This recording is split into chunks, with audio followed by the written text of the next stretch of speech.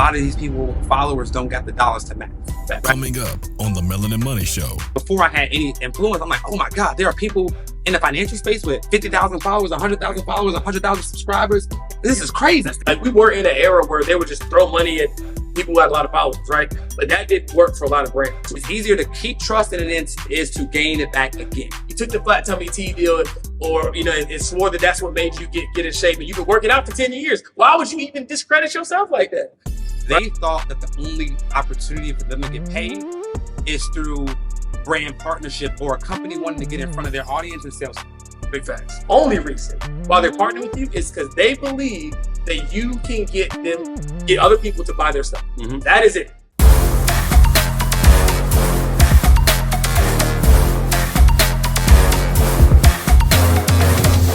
What's up, family? Welcome back to another episode of the Melanin Money Show. Now, back in person. Yep. Right? But I know the vibe looks a little bit different. Like, don't be out in the studio. Y'all got the podcast mics. Like, where are y'all at? Yeah. Well, we are in Jamaica, right? So y'all might have heard a couple of podcast episodes ago. We were kind of explaining the ascension ladder of entrepreneurship, right? And how we actually have a program that helps people at every level from starting their first business to actually exiting their business, right? And so one of the things that we do with one of our tiers is we actually take them on annual retreats. Mm-hmm. So right now, what's the name of the retreats? The Rich Relative Retreat. I have to give you credit for that. Right? Rich Relative Retreats, because I can't be your dad. That sounds weird, right? But I can be your cousin.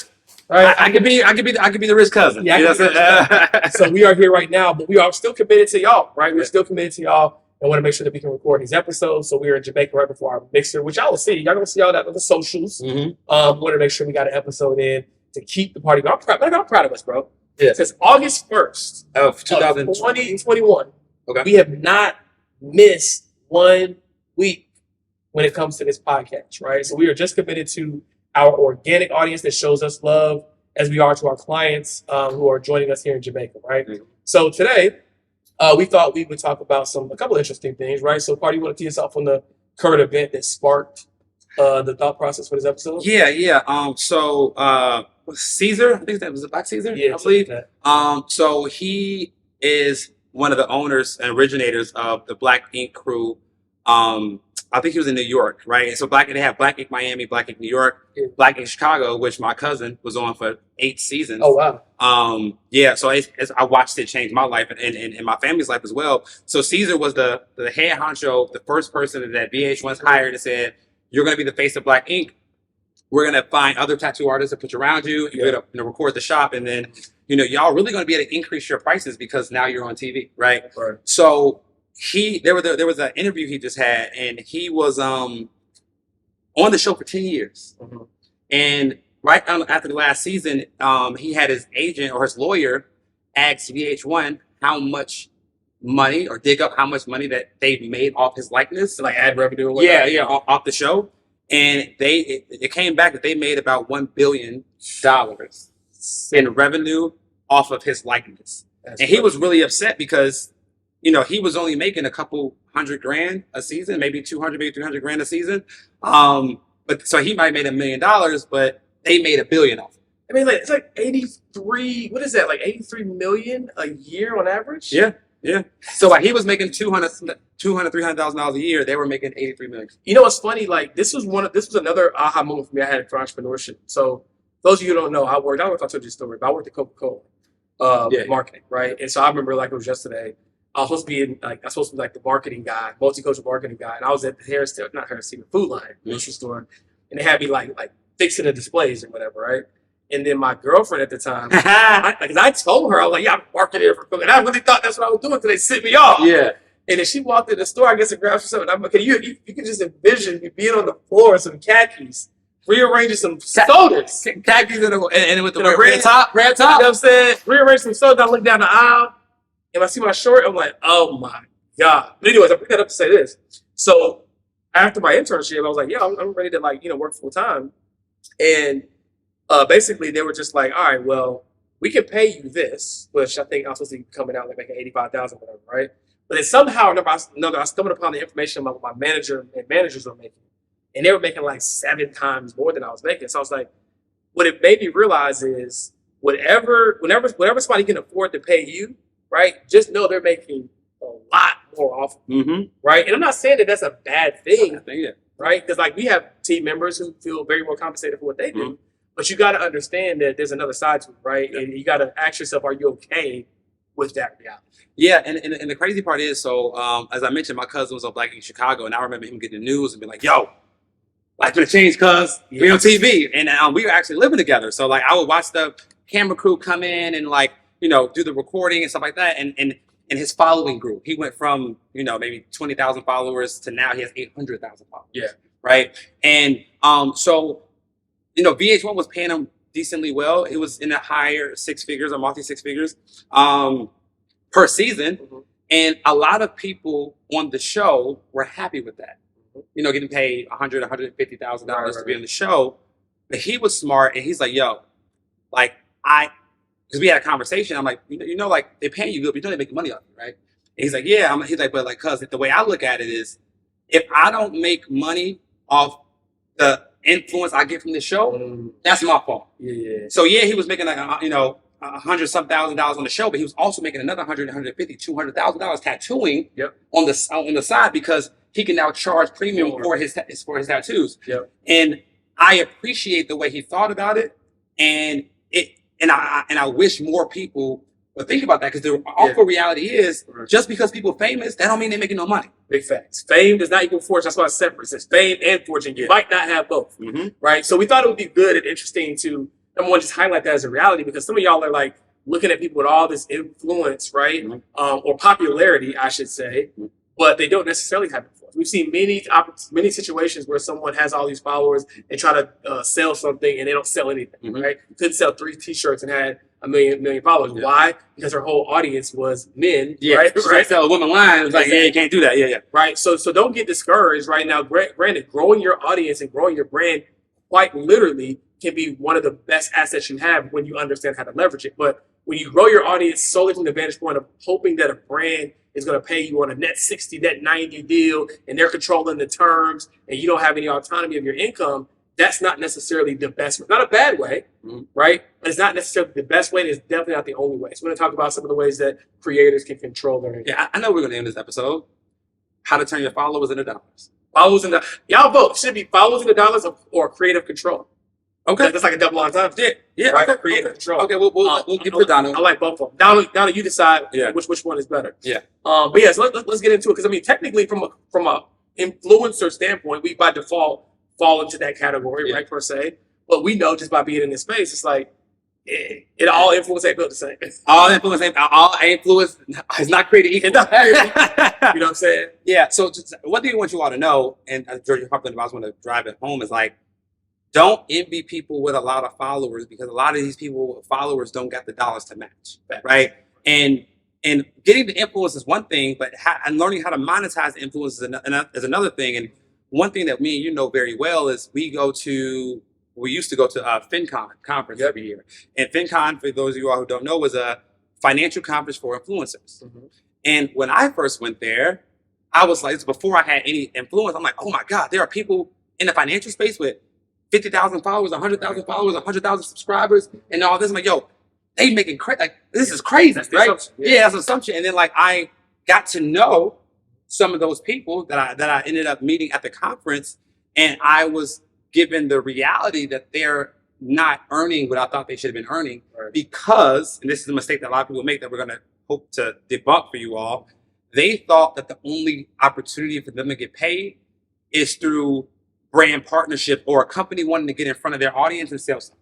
Big facts. Big facts. And that's only one option. Yeah, it's a start. Yeah, it's a great start. Like, and I know there's some phenomenal people. Like, my wife helps people secure brand deals. So we are actually in a space where now, because we are in a position of strength, that we are now accepting brand deals, right? But we're on the side of the table where we can walk away, right? Because the only way you can win in a negotiation is the person who doesn't need it, right? And if a brand comes to us incorrect, we're like, hell no, but thanks for asking, right? Because we know that we control our income. So it's not a bad thing, but it's only one way, right? And so one quote that I live by is, who you serve doesn't have to be who pays you, right? Which is why, even through our podcast, as you can see, this is not littered with ads. We're not always trying to sell you something, but we'd be lying if we said this podcast or our social channels don't make us money, right? But they make us money in different ways. What it allows us to do is allows us to be the Costco, right, of the financial literacy space. Yeah. Right? We give out free game that we hope you guys believe is valuable. And it's just as good as some of the stuff that we offer in our paid programs. And as a result of it, now people want to get more in depth into our programs, right? And so we use our platform, we control it to be able to provide value to now funnel people into other things that we had to offer. And here's the reality of it, right? If you do get a brand deal, let's say a company gives you a brand deal, they say, hey, we're willing to pay you $50,000 for a 3-month engagement for us to be able to post once a week on your YouTube or social media, whatever, right? If they're only willing to give you $50,000 because they know how much more money they're going to make off you in the process, right? So you got to think, if they give you $50K, they gonna make 5 to 10x their investment, or they're probably not going to make that investment with the hope. Exactly. So I think that accept the money, but think about if they paying me $50,000 to make $250,000 off of my audience that I spent years of my life building, Right. how much could I earn off that same audience if I cut out the middleman? Right? Yeah. If I said instead of putting their commercial in every one of my posts, why don't I put a commercial or an ad for something that I own, that I know my audience needs, and I can be the supplier of that need, so that I don't have the middleman taking 50% of my profit. Exactly, right? So I think that's where everybody should start. It's like, you know your audience better than anybody, right? So it's like, okay, now that I've created this brand, now that I've created this platform, what could I offer them that could be beneficial? So, let's say, I think we use a travel example pretty frequently. Yeah. Let's say that you're a travel influencer, right? And you have a podcast and you have a YouTube channel, right? Shout out to Julia. Julia, I'll leave you an email, by the way. Geo Breeze Travel. If you haven't followed her, type that in on YouTube, Instagram. She's one of the best in the game when it comes to travel hacking. Amazing, right? And so if people are tapped into your content for travel, right, there's a strong chance that they probably would want some type of travel guide. There's a strong chance that they might even want a luggage set, right, or something like that. So just think, like, based upon the value that I'm providing with the world, what products or services would they want? And because you have a platform, you get organically access. One of the first ways that, like, I remember me and him first synced up, when I was introducing him to the digital world. Remember I told you about the list? I'm thinking about doing this thing. Yeah, like, you're gonna do it. So basically it's like, you're gonna create something, right? But then you say, hey, I'm thinking about making this. I don't know if I want to do it or not. And then, like, y'all let me know what you think, right? Then everybody's like, oh my gosh, you should do it. Because you asked me because you already know they want it, right? Oh my gosh, you should do it. Absolutely. Because now what happens is, when you launch it, there's this kind of feeling of reciprocity or obligations, like, oh man, they created this for me. And I went in like, I had a say in them making it. If I didn't say they probably wouldn't have made it. But since I said I kind of gotta buy it. Exactly. You know what I'm saying? And the power in this, guys, is that, first of all, you know your audience better than anybody. At least you should, right? People don't care how much you know until they know how much you care. So you should know your audience. And in knowing them, you should be able to get a grasp of what they really, really need, right? So in a travel example, they might really, really need an ebook on the best ways to get cheap travel when using points, right? So you could partner with another company like the points guy, right? And he can give you a small 10% or 20% commission off anybody you send to his website. Or you could own the intellectual property, create the intellectual property, make the ebook, and then now you get 100% of the proceeds that come from that sale to the audience that you help cultivate. And in my personal opinion, I think when your audience knows that the product is yours, they feel more obligated to be a part of it. Big facts, right? Versus like something that you're advocating for. Now, they obviously trust you, right? Because you're the one that has the platform, and the brands know that, and that's why they're partnering with you. But imagine how much more buy-in they would have. It's like, oh, you created this. I'm in love with you, right? That's the reason why I follow you and watch your show, not this person whose commercial is, now a part of your podcast, right? So just like one of the stories, we're just saying, like, don't leave money on the table, right? When you can control the narrative and you can have the opportunity to make way more when you cut out the middleman. So you want to go through some other options and like different ways that creators can monetize their genius? Yeah, but before we do that, because I don't want them to hear what we're not saying. We're not saying don't take the brand. Oh, for sure. Take the brand. We're saying take both. Take both. Right. And the crazy part is, what y'all will realize is, once you're able to show a brand how much money you already make off your audience, they have to come correct. Right. So you mean to tell me you trying to pay me $50,000 for 3 months getting in front of my audience, right? I make $50,000 a month off my audience. So why would I take that deal? So if you want me to promote your stuff like I promote mine, you got to pay me $100,000. You got to pay me $50,000. Now the brand deal goes from $50K to $150K, but they won't say yes if you don't have the metrics to prove it. Big fact. But if you can show them a Shopify store for $50K a month that you make up your own audience, you're like, yo, you can get in front of them. Big fact. This is what I'm making. So why would I slow that up? Why would I slow that up to promote you? If you want to get in here, this is the asking price. And the beautiful part about that is you prove to them that they can convert, right? Like we were in an era where they would just throw money at people who had a lot of followers, right? But that didn't work for a lot of brands, right? Now they want to know if people have a proven ability to convert. So they're going to be happy to stroke you the check because, like, oh, you actually know how to sell something. Because they won't come out and say that candidly. But the only reason, newsflash, the only reason why they're partnering with you is because they believe that you can get other people to buy their stuff. That is it. It's not because they care about some social cause or whatever. That might be a by the way benefit. They believe that you have a strong enough audience that can make people want to buy their stuff. That's it. So if you can cut to the chase and say, hey, look, I know what you want. You want people to buy your stuff. Well, I have proven that I can get people to buy stuff. But the caveat is I'm not about to slow up what I'm doing to sell your stuff if I'm not going to make enough money to replace it. Right? And if you're actually doing it, you can walk away from the deal. The only reason why you won't be able to walk away from the deal is if you're not doing it. Exactly. So doing this, making money off your own product allows you to make more money from brand partnerships, right? So we have brand partnerships, you're selling your own product. And the third one, which everybody should be striving for, is the affiliate plus equity model, right? So let's say you're a gym influencer, right? Which, shout out to gym influencers, man. Like they work hard, but the ones I know, they don't know how to make no money. Right? Like, I mean, like some of them make a decent amount of money, but most of the ones I know, like I don't think they know how to make that much money for the following that they have. Retrospectively, so the affiliate plus equity model is if you're a gym influencer and Gymshark was to come to you and say, hey, we want to pay you for every bottle or for every piece of gym launch or Gymshark clothing that you sell, we're going to give you a 25% affiliate per purchase, right? So that means somebody buys something for $100, you get $25. Now you can accept that deal, but say, hey, I want to do that, but I also want a 10% equity in the company, or at least 10% equity in all the money that y'all generate while this partnership is going. A profit sharing deal, because not only are you making money on the front end, but you make money on the back end as well. 100%. I think that's a genius model, and one that we're seeing more prevalent, or should be more prevalent, because at the end of the day, like, you can't be coming in and giving people like this. For example, they're going to be able to probably leverage your creative in perpetuity. In the contracts, it's in perpetuity. Right. Yeah. Long after that brand partnership is over, right? So you should be getting paid long after that brand partnership is over, right? And so just make sure that you know your worth, you get into the game and be able to make sure that you are getting everything that you are entitled to, right? So they can make sense for you. Because we're not saying, again, don't accept the brand partnerships.